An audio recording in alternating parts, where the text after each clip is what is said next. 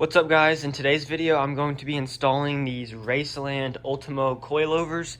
I've been waiting to do this for so long, for like, I don't know, 5 or 6 months, because at first I ordered the classic coilovers, which only go 3 inches lower, and I think the spring rates and dampening rates aren't as different from stock, but from the reviews they don't ride as nice as the Ultimos, and I bought the classics before the Ultimos came out, and the Ultimos go 1 inch lower, so they go 4 inches lower all around, and they also have 15% stiffer spring and dampening rates.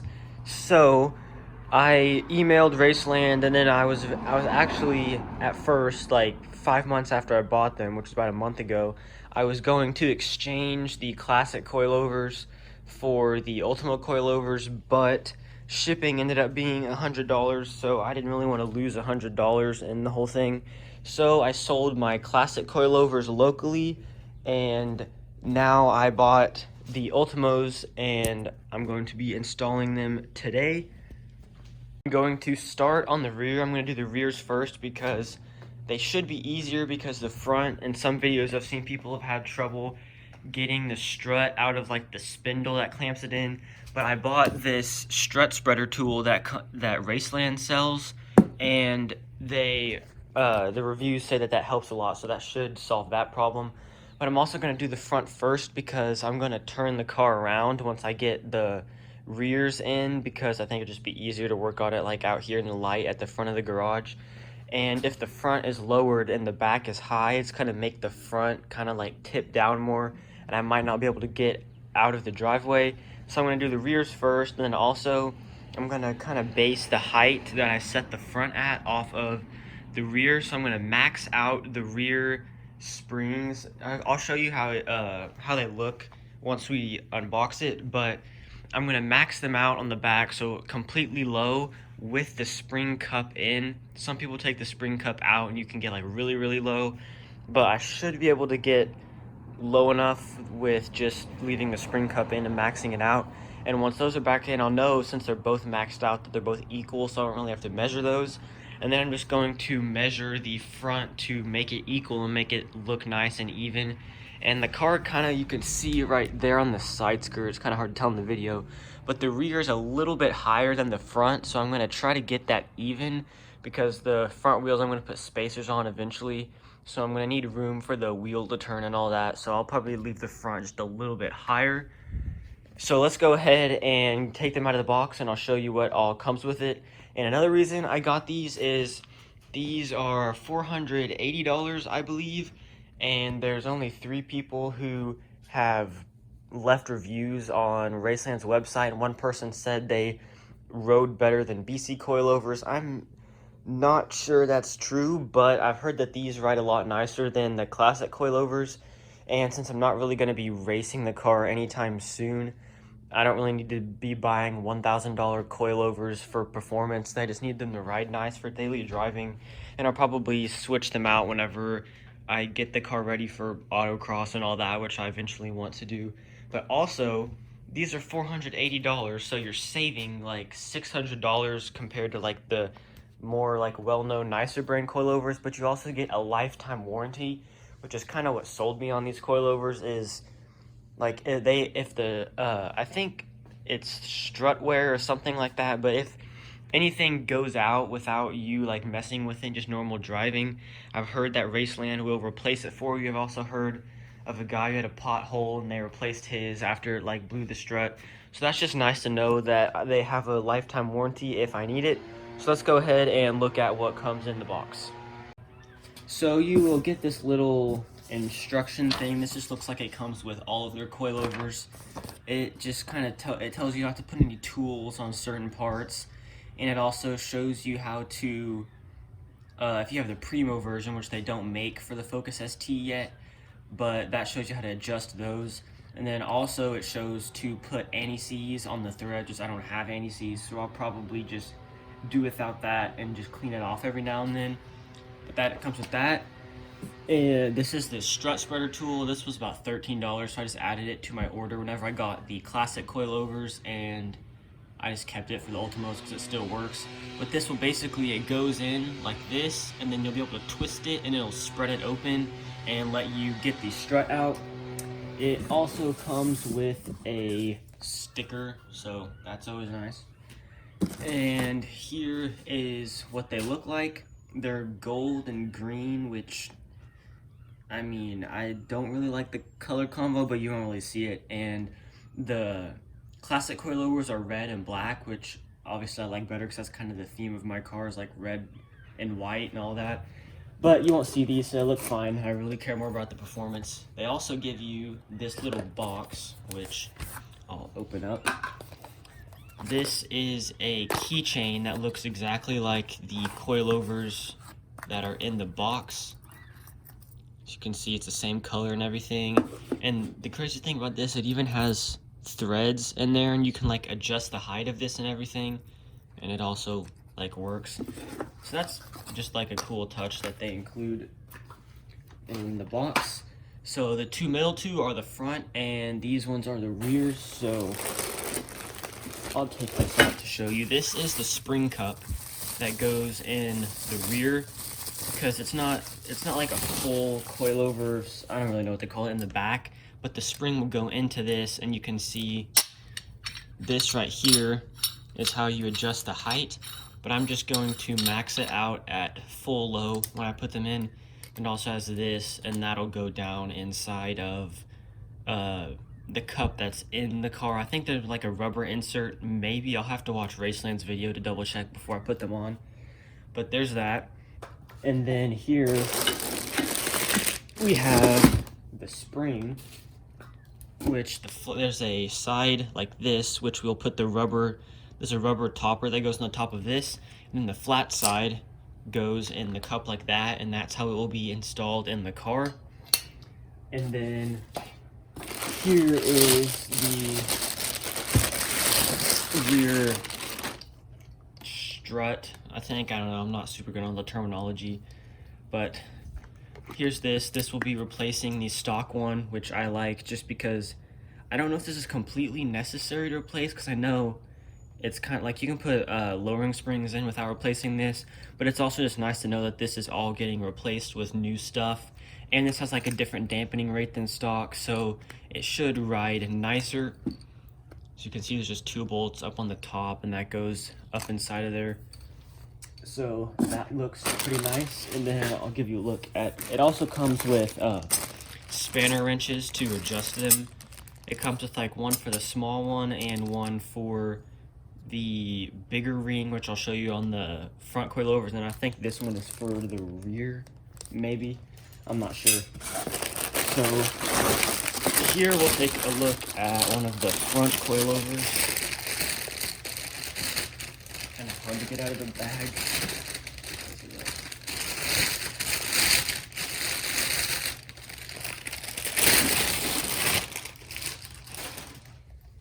So here is what the front looks like. You can see there's the mounts for the sensors and I think the sway bar.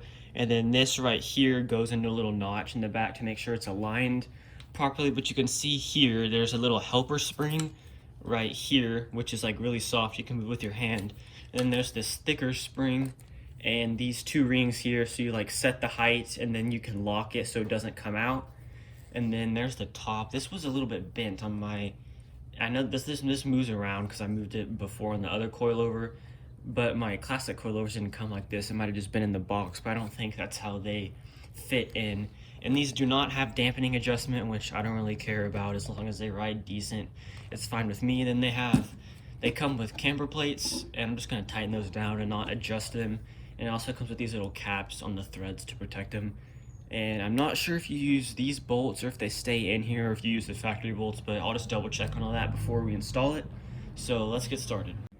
So I went ahead and cut all of these warning tags off and set the front coilovers at the height I wanted, just based off where I can see the threads are. I think this should be the right height that I'm wanting, and I got them all tightened with the spanner wrenches and measured them so they're the exact same height.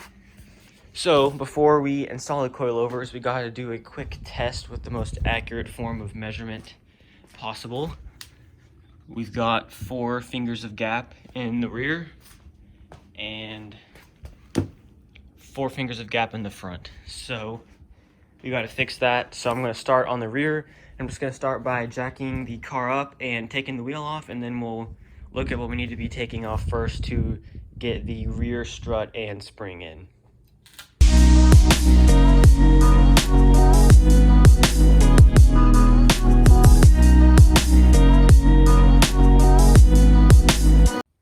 Since the previous owner of my car drove this in the winter, everything is rusty. You can see that's rusty. All of it's rusty, and all of these, actually that bolt looks pretty good, but most bolts underneath this car are rusted in there. So that's the bolt we need to take out right here. That's all I have to take out to get this thing out. And I'm just gonna take the jack out from under there since it's on a jack stand. And you'll put the jack underneath this arm to support it. Then you can take the bolt out. And once you take the bolt out, just slowly lower the jack and the spring will come out. And I just made sure to soak everything in WD-40 just to make sure I should be able to get it loose pretty easily. So I'm gonna go ahead and take that bolt off. Can't really record it, but it's pretty easy. Just get that bolt right there off, and then this will come out and the spring will just pop right out. So you can see here, the bolt is removed, and I just lowered this with the jack. And now, I don't think the spring, oh yeah, it does. Okay, so the spring, you just push this arm down. Sorry, I'm only doing it with one hand. But you just press the arm down and just wiggle the spring out.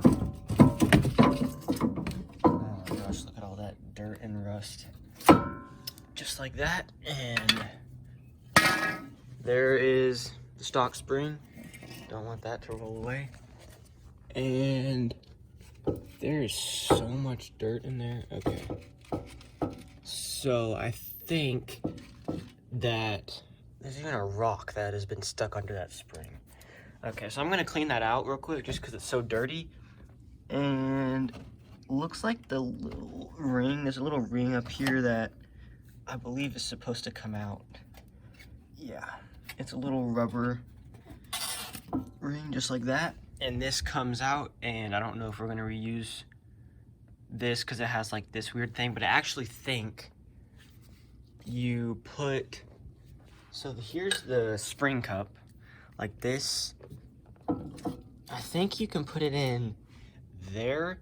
And I also saw someone who put it in upside down, but they put the spring cup up there. But I'm gonna go check Raceland's video just to see what they did, because I wanna do how they say you're supposed to do it.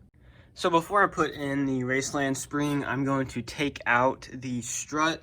All you gotta do is remove this bolt right here, and there's 2 bolts up there that you have to remove, and then it'll come out. So I got the stock strut out, and here is the stock stuff compared to the Raceland stuff. So I'm gonna go ahead and put this in first, and then we will slide the spring in. So here is the new strut. It's all bolted in.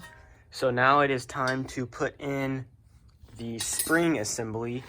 And this cup right here, like the adjustment, actually goes up like this. So the spring will be flipped over, and this goes up into there. So I don't know if there's going to be enough room, but you might be able to adjust it with it still in there. But it wouldn't really be that hard to adjust it with like having to take it out. But you can see in there, there's a spot for this piece right here. So you just gotta press down the arm and just kind of fit it in there. So once you get that in there, you will just put this on top and then jack it back up into place and put in this bolt right here. So everything is installed and tightened down. That is set at the lowest it will go. And I got this bolt in here. That's tight. All of the bolts are tight. This really only takes about 45 minutes to do one of the rear side. It's pretty simple. There's like about, just 4 bolts you have to remove. It's pretty easy to do, and that's all in there. It's secure. I lined up that there, and then the adjuster just goes in the top. So I'm gonna put the wheel back on, and we'll see how low it is, if I need to adjust it or anything. I doubt I will, But it'll just be good to test and adjust it, and then I'll measure that and make sure the other side is the same. So here it is lowered down. It's only been lowered for about 30 seconds, so it'll probably take a day or two to settle. So hopefully, right now, I have about 1 finger of wheel gap. I'm hoping to have about 0. I kind of want the fender to come down to like right here. So hopefully it will lower just a little bit. So that's what it looks like on this side. And then if we go back over to this side, it's quite a bit more. It doesn't look like 4 inches, which is how much it lowers it. I think that's just because like the car is tilted. Oh wait, no, it's not now. Well, yeah, it's tilted a little bit, so this is compressed a little bit. So I might try one day just taking out the spring perch and putting it in there with just this rubber thing, just to see how low that is. That'd probably just be a little bit lower than this, but this is just about perfect height for what I am wanting to like daily drive with. So looks good. I'm gonna go ahead and do the other side. I don't need to record that. And once I get the other side done, we will move on to the front. So I got the other side in, and now that both sides are in, I don't know if it's like the sway bar, they just settled or something, but it is a lot lower now. Now we're looking at like -2 fingers of wheel gap. It's tucking the tire. I mean, it looks cool for time being. I'm probably just gonna leave it like this once I lower the front to get a few pictures, like some nice pictures with a camera and good location. And then I'm probably gonna have to raise it because I cannot get out of my driveway. So I'm just gonna use some wooden boards to get it out once the front is lowered. And I mean, since all this coronavirus stuff, I don't have to go anywhere. So I guess I'll just leave it low for a little bit to get a few pictures, and then I'll have to raise it up. But I'm not really trying to like have stance or anything like that. I just kind of wanted it to be lower. So I'll probably raise it up until the tire is about flush in the rear. So it's kind of just like 0 fingers of wheel gap, I guess. But once the front is lowered, it should raise the back just a little bit. It might be enough to get out of my driveway. But tomorrow I'm going to do the fronts, so I'll get back to you whenever I'm putting on the front coilovers. So it is the next day, and after seeing how low that the rears went, I think that this setting I have them at now is going to be a little bit too low. So I'm probably going to raise them up maybe like a 1/2 inch or 1 inch or so on the threads, because the front, it's going to be really hard to drive with the front super low. So I'm going to try to get the fender maybe just like the fender and the top of the tire to kind of be even, and then I'll match the rear after I go take pictures. So I'll probably lower it to where the front tire is tucking just a little bit, just for my first pictures, and then after I take the pictures, I'm going to raise it up to where like the fender and the top of the tire will kind of be aligned, so it'll be easier to daily drive. So I'm going to go ahead and adjust these, and then we'll get started on installing them. So here is the height I ended up setting them at. It's like almost halfway up the threads, but just a little bit lower. I think this should be a good ride height, but we'll see once we get them in. So the first thing we want to do is remove the cowl inside of there.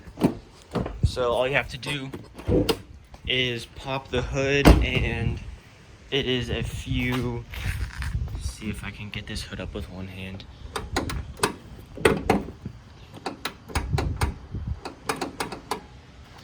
Alright, that's weird. The hood latch isn't working. My hood latch got jammed a little bit, but I got it off. So what we're going to be removing is this whole plastic piece here, so we can get to this right in there to get the coilovers in. So just take off these little plastic covers. They come out super easily. And then there is some bolts.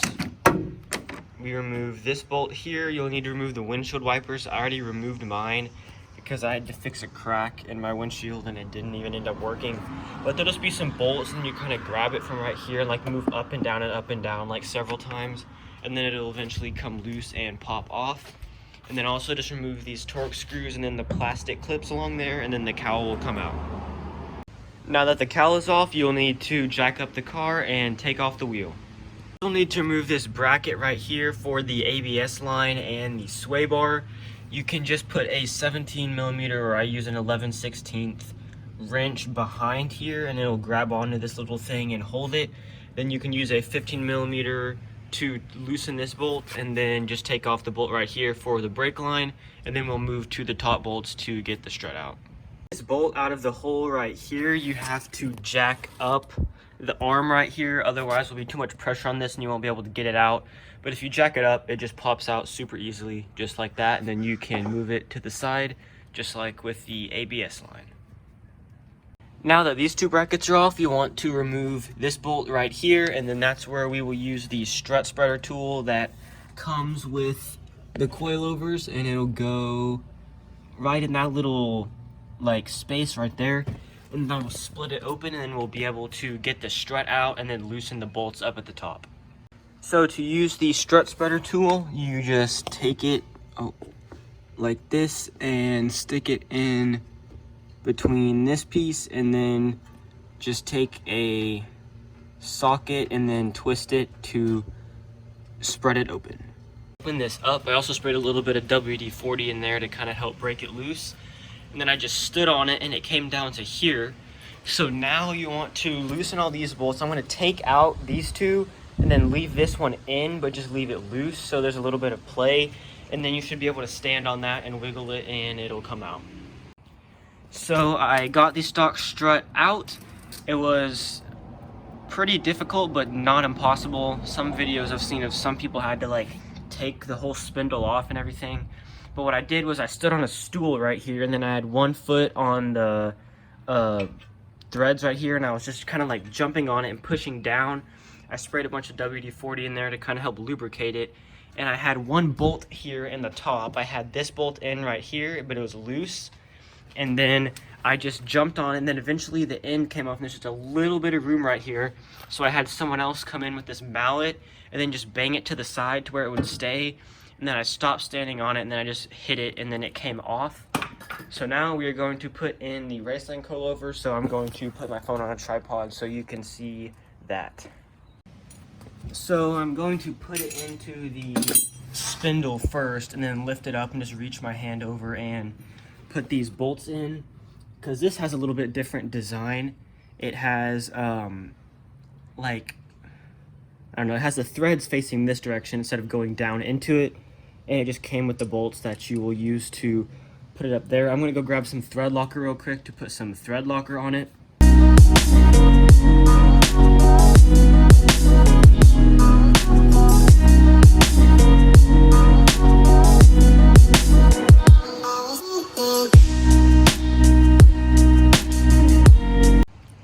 So everything's tightened down. This is what it looks like. Kind of too bad that you won't be able to see these, but it doesn't really go with the theme of my car, but it's kind of an interesting color scheme. But everything is tightened down. That's as tight as I can get it. These are all like decently tight. And then here are the bolts up here, tightened down. Everything is back together. So I'm gonna put the wheel on and just kind of look at where the ride height is and make sure I don't need to adjust it. And then we'll move on to the other side, which I won't show you. But I will get some shots to end the video off with just the whole car lowered, and I might also throw in some pictures, because I'm going to go get some pictures eventually, and that'll be it. I don't really remember where I left off on the last clip, but the coilovers have been on for a few days now. I raised up the front just a little bit, and I raised up the rear quite a bit, but not too much. And the rear is still slightly tucking tire, and you can see the front is just about even. And for some reason I've measured these multiple times, and the coilovers are at the same height, but for some reason this side looks a little bit lower. So I'm thinking it needs some sort of an alignment or something, but I'll probably wait to do that until I get new tires and end links, because that needs to be done anyways. But they ride really nice. I'm actually really impressed. It's kind of hard to describe. They're smooth, but they're still like noticeably stiffer than stock. Like if you hit a hard bump, it's a little bit more harsh than with stock. But like just driving on like a bumpy road, or like a road with a bunch of like this road right here isn't like super smooth flat asphalt, but it still feels smooth. So it's a really nice ride. and at first my driver's side rear strut was squeaking really bad, like non-stop whenever you're driving. And I posted about it on the Facebook group, and several other people had the issue. Some people had the issue where a bolt was rubbing up inside the rear strut, and most people, the issue was the top of the strut. I'll put in some pictures here, but the top of the strut where it mounts to the car is rubbing, and I took mine out to check, and I could see that the paint has rubbed off. I think it's just that the metal that Raceland uses doesn't really like have enough friction up against the car, or like it's kind of hard to get it tight. But what I ended up doing was taking it out, and you'll see in these pictures I put in here that I made a little gasket out of some tape. I just like I put like 4 pieces of tape and then like folded it over on each other, and then just cut it around and made the holes to make a little gasket up at the top. And then I made sure when I tightened the bolts down to tighten them down as tight as possible. I even put a pipe around the end of the ratchet to get enough leverage to tighten it. And I think I probably could have fixed the squeaking without the gasket just by tightening them. But if you don't tighten those bolts as tight as possible, they will squeak. But it's not our issue with the Racelands. It's just kind of difficult to get it to set in there right. Like if you take it out and put it back in and get it tight, you probably will be able to fix it. But there's no thuds or any weird noises. Every now and then I hear a slight squeak from the front, but it's probably just there until they break in, because it's sort of like a hydraulic-y squeak noise. So I think it's probably it'll probably go away. If not, I can probably just ask their customer service if they have any ideas, because they have great customer service. They helped me once before because I had the classic coilovers and they were going to exchange them, but I ended up just selling them locally. But I am really impressed with them. I really like them. If you're not going to be racing the car and like beating on it non-stop racing, like these are probably great for autocross if you're not doing it like every single weekend, if it's a purpose-built track car. But for just on the street and like spirited driving here and there, and eventually I'm going to do a little bit of autocross, I think these are great. There's really no need to spend like upwards of $1,000 on coilovers, because these work just fine. They're great. They have great ride comfort, and they also are pretty stiff, so they kind of make the car a little bit more fun, but they're nothing unbearable. I mean, I definitely noticed a difference, but it's nothing crazy. So I really like them a lot. The adjustment is good. I ended up getting it about even where I wanted it. Just the front is a little bit lower than the rear, just kind of how I wanted it, and I like them a lot. So thanks for watching. Please leave a like and subscribe, and I'll see you in the next video.